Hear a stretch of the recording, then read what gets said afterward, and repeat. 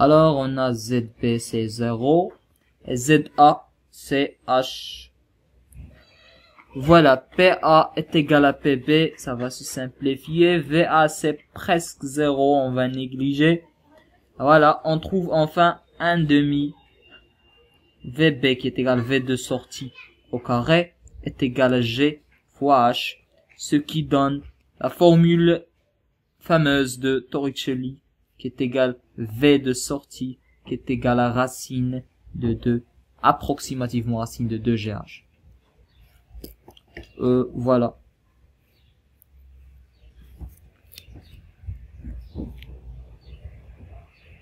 On va remplacer maintenant V ici, on va prendre QS, c'est racine de 2GH fois petit s qui est égal à petit s fois racine de 2G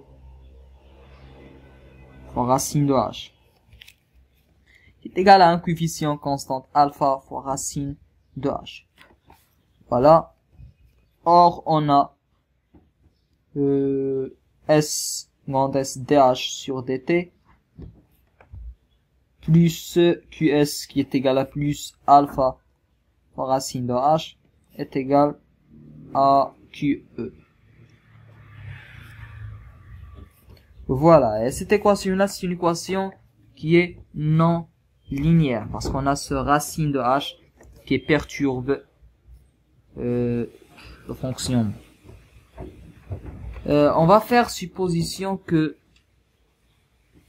notre entrée QE est égale à QE en point de fonctionnement QE0 plus une variation de QE et notre H qui est égal à un H en en point de fonctionnement plus un delta H qu'on va noter par la suite QE plus QE0 plus petit q et H0 plus U.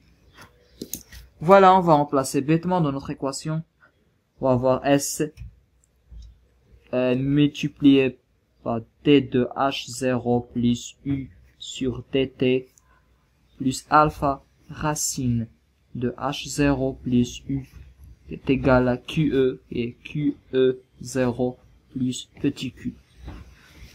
Voilà, ici la dérivée H0 c'est constante, c'est grand S du sur dt plus alpha. Voilà, on factorise par H0.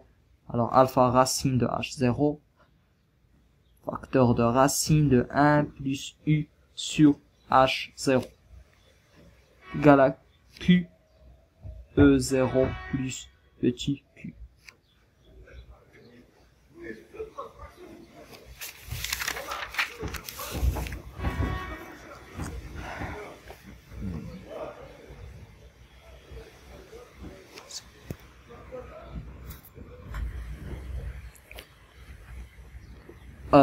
Or, on a dit que le delta,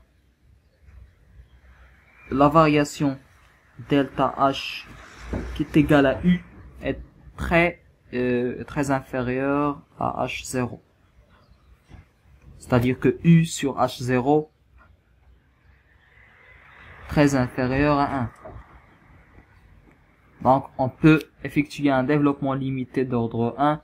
Cette équation-là, on sait que 1 plus racine de 1 plus x lorsque x tend vers 0 est équivalente à 1 plus x sur 2. Donc, on peut déjà écrire que S du sur dt plus alpha racine de H0 facteur de 1 plus U sur 2 H0 est égal QE0 plus Q. Voilà. Or, QE0, c'est alpha racine de H0. Parce que QE0 et H0 appartiennent à la courbe particulièrement. Voilà, le point de fonctionnement, ça appartient à la courbe qui décrit la loi de comportement du système. Donc, ça va respecter la règle. Voilà.